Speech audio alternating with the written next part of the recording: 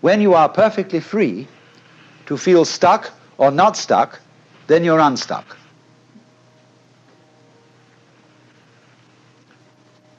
Because actually, nothing can stick on the real mind, and you will find this out if you watch the flow of your thoughts.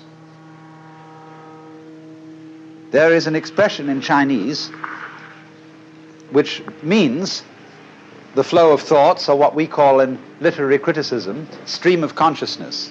And they put the character for thought 3 times. Nyan, nyan, nyan. And so you will notice that thought follows thought follows thought when you are just ruminating.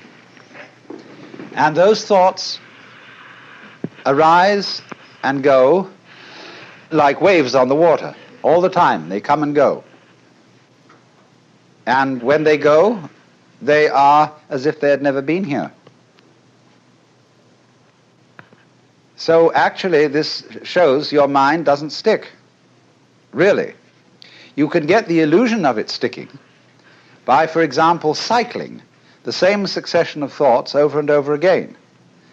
And that gives a sense of permanence in the same way as when you revolve a cigarette butt in the dark. You get the illusion of there being a solid circle, although there is only the single point of fire. And it is from this connecting of thoughts that we get the sensation that behind our thoughts there is a thinker who controls them and experiences them. Although the notion that there is a thinker is just one member in the stream of thoughts. For example, if you get a certain kind of rhythm that goes diggy diggy diggy diggy boop, diggy diggy diggy diggy diggy boop, diggy diggy diggy diggy diggy boop, diggy diggy diggy diggy diggy boop, the boop is part of the rhythm, but it can be used as a cue. So you get, in relation to diggy diggy diggy diggy boop, you get thought, thought, thought, thought, thinker, thought, thought, thought, thought, thought, thinker. And if this happens regularly enough and long enough, you get the illusion of there being someone who thinks, apart from the stream of thoughts which come and go, the stream of experiences. And we use such absurd phrases, not only as thinking our thoughts, but feeling our feelings, seeing sights and hearing sounds. But you must understand, it is perfectly obvious that seeing a sight is seeing, hearing a sound is hearing, feeling a feeling is feeling. So in the same way, thinking a thought is thinking. But you get split-minded, you see, and so you get I and me, and the I who ought to or must control me as a sensation of some real entity that stands aside from thoughts and chooses among them, controls them, regulates them, and so on. Actually, this is a way to have one's thoughts not controlled. The more there is this duality of the separate thinker standing aside from the thoughts, or the separate feeler watching or feeling the feelings, the more the stream of feelings is coaxed into self-protective activity, into getting more and more like a stuck record, the purposes of which are to protect and to aggrandize and enlarge the status of the supposed thinker. When Joshu, who was a Tang Dynasty Zen master, was asked, he had made some reference to the enlightened mind being like a mind of a child. And he said, well, what is the mind of a child? And he said, a ball in a mountain stream. Why? Thought follows thought instantaneously without interruption.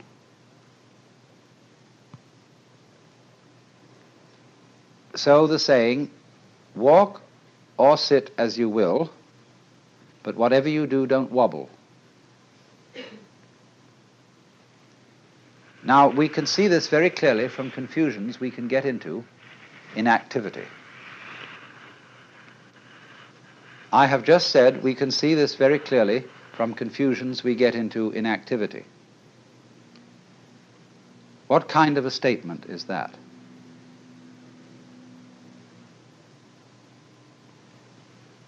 When I raise the question, what kind of a statement was it that I just made, I'm beginning to talk about talking. And one can do that, provided you don't try to do it while you're making the original statement. If I want to say something about what I've just said, then I must do it later, mustn't I? But not at the same time. I cannot say, you are a fool, and at the same time say, I'm giving you an insult in so many words.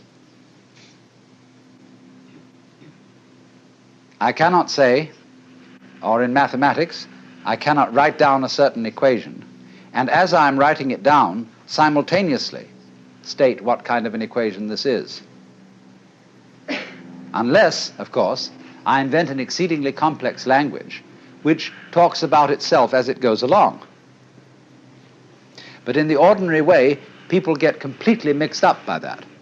In the middle of being about to say to somebody anything, you start to think about whether this is the right thing to say, and you start wobbling. You get, in other words, too much feedback. And too much feedback makes any mechanism go crazy.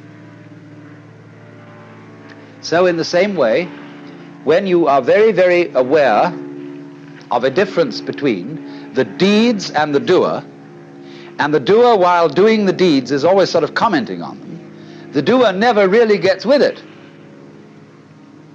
In other words, you are about to strike a nail, and you wonder, as you are about to hit it, is this the right place to put it? And so you probably hit your thumbnail instead of the nail, because you don't go right through with hitting that nail. This is not saying, let me mark this again, it is not saying that there should be no criticism of thought. But if you criticize thought while thinking, as if there were a critic thinker standing aside from the stream of thought, then you get all balled up. And that is exactly what happens in the process of attachment, or what are called in Buddhist klesha, which mean disturbing confusions of the mind. And you see, this kind of confusion is something to which the human organism is peculiarly liable, because the human organism has language,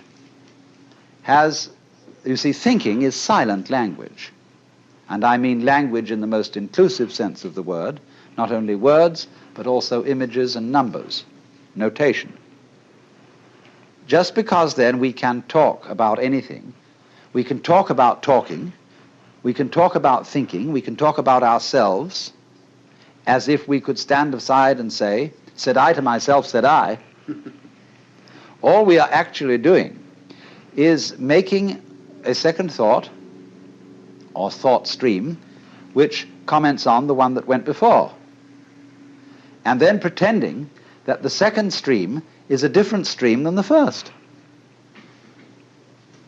That's because there are built into our minds all kinds of phony images about memory. We think, for example, of memory by analogy with engraving. In order to remember something, we write it down. And so we have a flat and stable piece of paper, and we make marks on it with a pencil, and they stay there. So we begin to think, is mental memory something of the same kind? Is there something stable upon which the passage of thoughts makes an impression? We say, he impressed me very much. This was a lasting impression on my mind. As if we were tablets. Indeed, the philosopher Locke used the expression tabula rasa, or clean slate, to describe the mind of a child. This is a mind which has not yet collected any memories, as if there were some sort of surface which accumulated these things and preserved them, and that's me. But you see, this superstition is related to a much more ancient superstition that the world consists of two elements, one of which is stuff and the other of which is form. This is a myth based on a model of the world which is fundamentally ceramic.